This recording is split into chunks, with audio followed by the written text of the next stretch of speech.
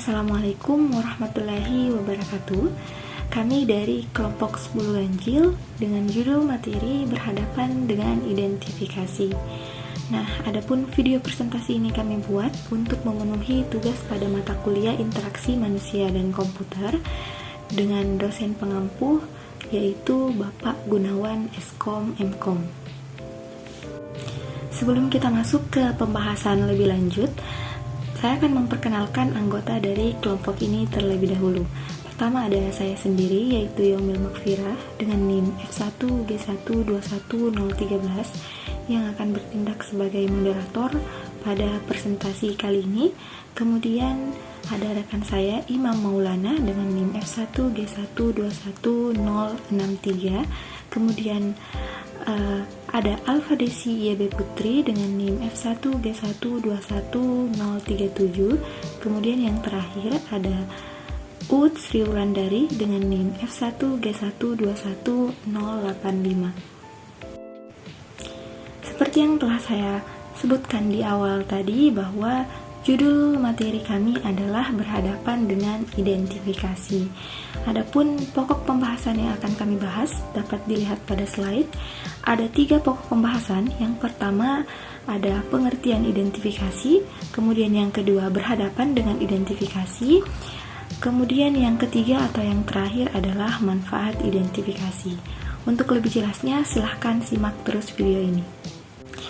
Adapun untuk materi pertama akan dibahas oleh saya sendiri, kemudian untuk materi kedua akan dibahas oleh rekan saya Alfa Desi YB Putri dan Imam Maulana, kemudian untuk materi terakhir akan dibahas oleh rekan saya Uud Sri Wulandari.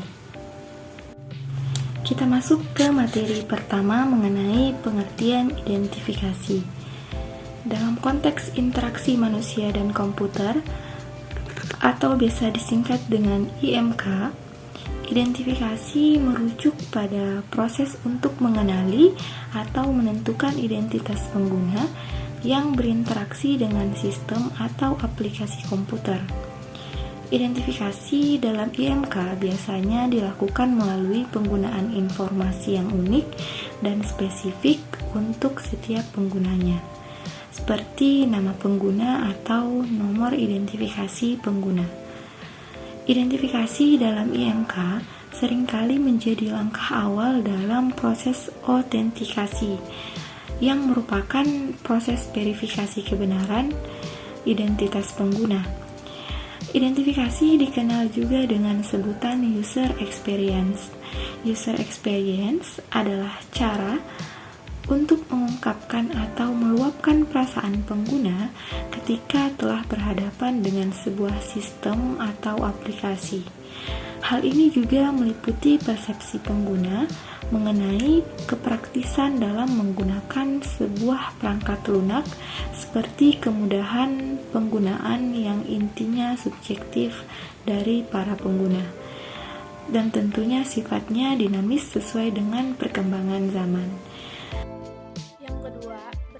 Dengan identifikasi.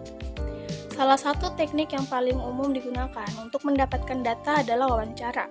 Ada wawancara reguler di bidang wawancara. Yang pertama wawancara terstruktur, yang kedua wawancara semi terstruktur, yang ketiga wawancara tidak struktur, dan yang keempat wawancara kelompok. Wawancara terstruktur adalah teknik yang dipandu naskah lengkap. Ketika peneliti datang ke wawancara, hal penting untuk dibawa adalah kuesioner. Wawancara semi-struktur diperlukan formular yang berisi pertanyaan yang perlu disediakan.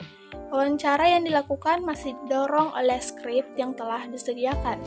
Wawancara tidak struktur adalah teknik wawancara yang tidak mengacu pada teks, tidak dipandu oleh serangkaian pertanyaan yang diberikan terlebih dahulu. Wawancara kelompok adalah dalam wawancara semi-struktur diperlukan formular yang berisi pertanyaan yang perlu disediakan. Wawancara yang dilakukan masih didorong oleh skrip yang telah disediakan. Ada 2 jenis pertanyaan yang dapat ditanyakan selama wawancara, yaitu pertanyaan yang membutuhkan jawaban panjang dalam bentuk penjelasan atau pertanyaan terbuka. Jawab ya atau tidak dan sejenisnya atau pertanyaan tertutup. Secara umum, jawaban untuk pertanyaan tertutup lebih mudah dalam menganalisis daripada untuk pertanyaan terbuka. Menganalisis data dari wawancara tergantung pada jenis wawancara yang sedang dilakukan. Data yang dikutip harus dianalisis segera setelah wawancara selesai untuk menentukan topik dan konten penting. Yang kedua, kuesioner. Selain wawancara, data dari pengguna juga dapat dikutip menggunakan kuesioner. Selain mengembangkan kuesioner, mereka bersendiri, peneliti dapat menggunakan kuesioner yang ditentukan seperti kuesioner untuk questionnaire for user interaction satisfaction atau disebut quiz. Yang kedua, software usability measurement inventory atau disebut SUMI.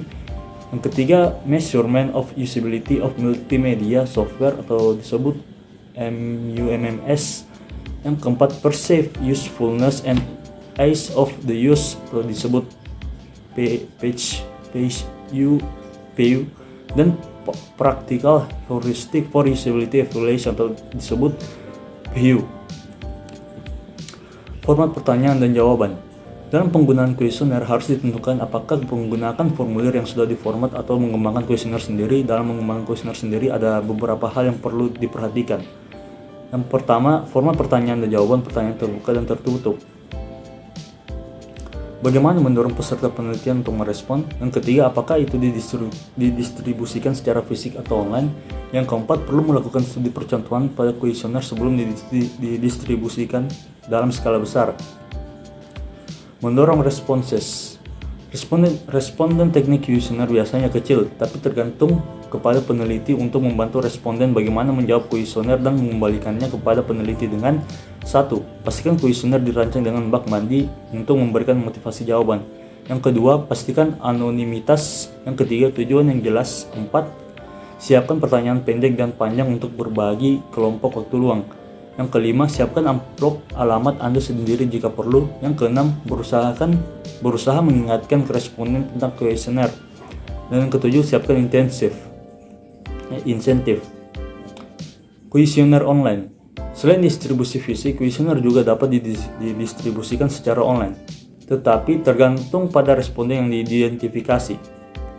Harus tahu apakah mereka memiliki teknologi atau tidak untuk mendukung kuesioner online. Analisis data kuesioner. Sebelum dipublikasikan, data dari kuesioner harus dianalisis terlebih dahulu. Berbagai teknik analisis dan data dapat dilakukan seperti statistik sederhana yaitu mean, mode, median, dan standar deviasi. Selain itu, statistik yang lebih mendalam juga dapat digunakan untuk mengekstraksi lebih banyak informasi. Selain itu, presentasinya juga umum dan praktik. Berbagai jenis representasi dapat digunakan untuk menyajikan makna sebenarnya. Biasanya perwakilan dengan grafik dan tabel sangat membantu.